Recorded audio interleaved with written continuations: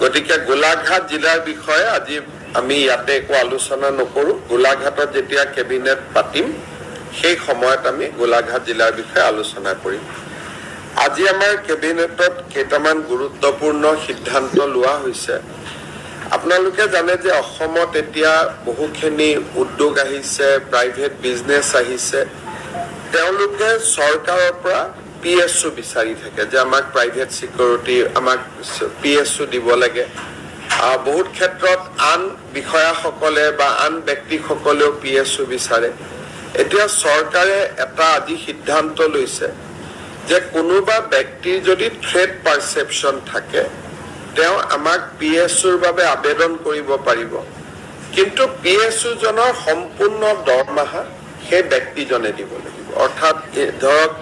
এতিয়া জাগিৰোডতে semiconductor industry আহিছে তেওঁলোকৰ বিষয়াসকলে ক'ব আমাক PSU দিয়ক আমি PSU দিম কিন্তু আমাক 75,000 rupees মাহত চৰকাৰক দিব লাগিব তাৰ মানে it will be paid PSU কিন্তু paid PSU হলেও সকলোৱে নাপায় যাৰ থ্ৰেট আছে ভাবুকি আছে জীৱনৰ প্ৰতি তেওঁলোকেহে পাব দ্বিতীয়তে আজি আমাৰ কেবিনেটত আমি আপোনালোকে জানে যে আমাৰ সুবুৰীয়া ৰাজ্য মেঘালয়ত বহুতবিলাক কনসাৰ্ট হৈ আছে কেইদিনমান আগতে আহমেদাবাদত কনসাৰ্ট হৈছিল কোল প্লে বুলি প্ৰায় GST হোটেলত থকা এই সকলো মিলি গুজৰাটে প্ৰায় এটা কনসাৰ্টতে 600 কোটি টকা উপাৰ্জন কৰা বুলি বাতৰি কাকতত এটা ইম্প্যাক্ট এনালাইসিস ওলাইছিল আজি অসমৰ কনসাৰ্ট ইকনমিৰ ওপৰত আমি বাজেটত কৈছিলো তাৰ আজি আমি পলিচিটো ইয়াত এপ্ৰুভ কৰিছো আৰু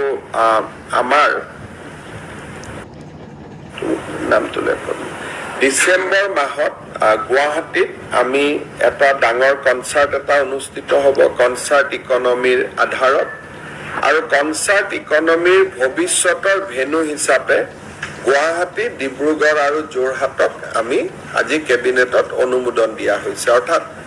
যি কোম্পানী কনসাৰ্ট অসমত অনুষ্ঠিত কৰিব আহিব তেওঁলোকক আমি তিনিটা স্থানত কনসাৰ্ট অনুষ্ঠিত কৰিবৰ বাবে আমি ইনস্পায়াৰ কৰিম এটা হল গুৱাহাটী এটা ডিব্ৰুগড় এটা যোৰহাট গুৱাহাটীত ইতিমধ্যে ডিসেম্বৰ মাহত এটা ডাঙৰ কনসাৰ্ট আহিব আমি ভাবো যে মেঘালয়ৰ লগত আমি এটা সুস্থ প্ৰতিযোগিতা এটা কৰিব পাৰিম নহলে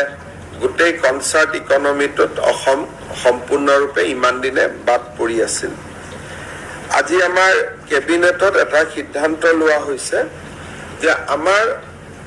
চাহ বাগানৰ শ্ৰমিকসকলৰ যিটো মজুৰি 250 টকা প্ৰতি দিনত হ'ব লাগে কিন্তু ATCL অসম চাহ বাগিচাৰ গাৰ্ডেন সমূহক আমি 220 টকা দি আছিলো 1 অক্টোবৰৰ পৰা আমি 1 অক্টোবৰৰ পৰা আমি অল যিমানখিনি অসম চাহ নিগমৰ বাগিচা আমি বৰ্তমান চলাই আছো সকলোতে 250 টকা যিটো নটিফাইড ৱেজ আমি 1 অক্টোবৰৰ পৰা দিবৰ বাবে সিদ্ধান্ত লৈছো নুমলীগড় ৰিফাইনাৰীত আপোনালোকে জানে যে আমাৰ 26% অংশীদাৰিত্ব আছে নুমলীগড় ৰিফাইনাৰীত বিভিন্ন বিকাশ আৰু উন্নয়নৰ কাম চলি আছে নুমলীগড় ৰিফাইনাৰীত আমাৰ শেয়াৰ অফ ইনভেষ্টমেন্ট এটো লাষ্ট এণ্ড ফাইনেল কল বুলি কোৱা হয় 205 কোটি টকা ৰাজ্য চৰকাৰে দিবৰ বাবে সিদ্ধান্ত গ্ৰহণ কৰিছে আজি আমাৰ কেবিনেটত অসমত সোলাৰ পাৱাৰ জেনাৰেশনৰ যিখন প্ৰমোশন পলিচি সেই প্ৰমোশন পলিচিখনো আজি কেবিনেটে এপ্ৰুভ কৰিছে আপোনালোকে জানে এটা 1985 চনতে কাজিৰঙাৰ ষষ্ঠ যিটো আমি ইয়াক ক'ব গ'লে এডিশন বুলি কওঁ যিটো 6th এডিশন 1985 চনতে তাৰ খসৰা প্ৰকাশ কৰা হৈছিল আজিলৈকে তাক চূড়ান্ত ৰূপ দিয়া হোৱা নাছিল আজি আমাৰ কেবিনেটে কাজিৰঙাৰ 6th এডিশনটো আমি চূড়ান্ত ৰূপ দিওঁ যেতিয়া কাজিৰঙাত আমি 6th এডিশনৰ ফাইনেল নটিফিকেশন আজি আমি এপ্ৰুভ কৰিছো ইয়াৰ টোটেল হেক্টৰ হ'ব 47,291 হেক্টৰ কাজিৰঙাৰ 6th এডিশন আজি কেবিনেটে ফাইনেলি নটিফাই কৰিছে ইমান দিন এটো এটা প্ৰিলিমিনাৰী নটিফিকেশনৰ ওপৰত আছিলে আজিৰ পৰা এটো চূড়ান্ত হ'ল আৰু চূড়ান্ত বাউণ্ডাৰীটো আমি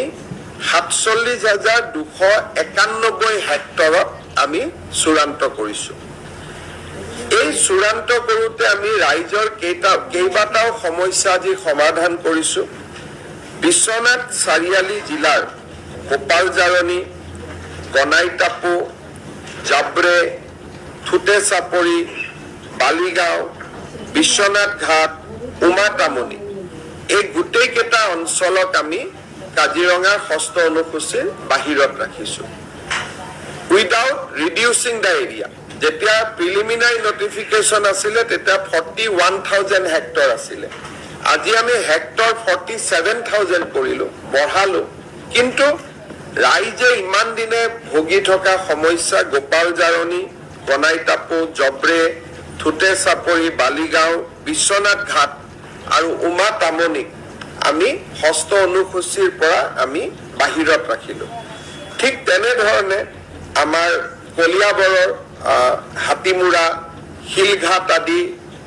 যি অঞ্চলত ইমান দিন তেওঁলোকৰো এটা অনিশ্চয়তা আছিলে তেওঁলোকো এতিয়া